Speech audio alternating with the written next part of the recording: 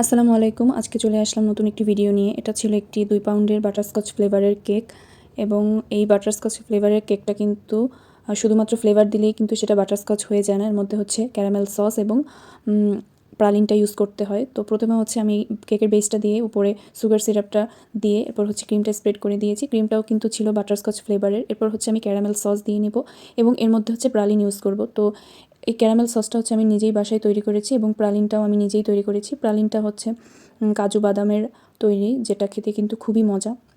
তো এটা আমি ভালো অ্যামাউন্টেরই দিয়ে নিচ্ছি যাতে প্রতিটা বাইটে হচ্ছে ক্যারামেলের ফ্লেভারটা পাওয়া যায়। এরপর হচ্ছে আমি আরেকটা স্লাইস দিয়ে সুগার সিরাপ দিয়ে এটা ক্রাম কোট করে নিয়েছি। ক্রাম কোটটা করা কিন্তু খুবই জরুরি, কারণ ক্রাম কোট করলে হচ্ছে কেকের উপরের ফিনিশিংটা খুবই ভালো আসে।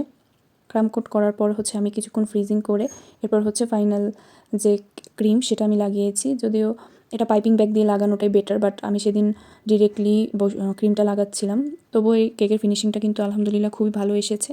তো কেকের ফিনিশিং দেওয়ার পর হচ্ছে আমি একটু ডিজাইন করে নিয়েছি। আমি এখানে রোজ ইউজ করেছি, 3টা রোজ আমি বানিয়ে নিয়েছিলাম। তো আপনারা যারা বরিশাল সিটির মধ্যে অথেন্টিক ফ্লেভারের কেক খেতে চান তারা অবশ্যই হচ্ছে আমাদের পেজে নক করবেন এবং আমাদের পিন পোস্টে হচ্ছে ফোন নাম্বারটা দেওয়া আছে। অবশ্যই 1 দিন 2 দিন হাতে সময় রেখে কেকটা অর্ডার করবেন। আর্জেন্ট কোনো ধরনের অর্ডার নেওয়া হয় না এবং এটা শুধু বরিশাল সিটির মধ্যেই এই ধরনের কেক হচ্ছে হোম ডেলিভারি করা হয়।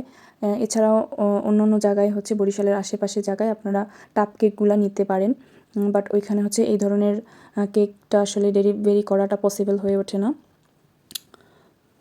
তো এখানে হচ্ছে আমি একটু ফিনিশিং দিয়ে ফাইনাল ডেকোরেশনে চলে গিয়েছি। যদিও আর ভিডিওটা ক্যাপচার করা হয়নি, কারণ কেক বানানোর সময় আসলে ভিডিও প্রতি অতটা খেয়াল থাকে না। 100% কনসেন্ট্রেশনটা কেকের উপরেই দেওয়া হয়। এখানে আমি রোজগুলো হচ্ছে আগে থেকে বানিয়ে ফ্রিজে রেখেছিলাম, যার জন্য রোজগুলো ভেঙে যাচ্ছে না, খুব স্মুথলি হচ্ছে কেকের মধ্যে বসে যাচ্ছে। যদিও একটু আমার প্রথমে সেন্টারে বসেনি, পরে হচ্ছে আমি একটু সরিয়ে সরিয়ে সেন্টারে এনেছি এবং এখানে আমি কয়েকটা লিফও দিয়ে নিয়েছি এবং লিফ নজেলটা দিয়েই আমি শেষ পর্যন্ত ডিজাইনটা করেছি। এই ডিজাইনটা আমি নিজের মনের মতোই করেছি। ফাইনালি ডিজাইনটা কেমন হয়েছে আমাকে অবশ্যই জানাবেন এবং আমাদের পেজের সকল আপডেট পেতে আমাদের পেজটাকে লাইক এবং ফলো দিয়ে পাশে থাকবেন এবং আপনার মূল্যবান মতামতটি আমাদের কমেন্টের মাধ্যমে জানাতে পারেন। আজকে এ পর্যন্তই। আসসালামু আলাইকুম।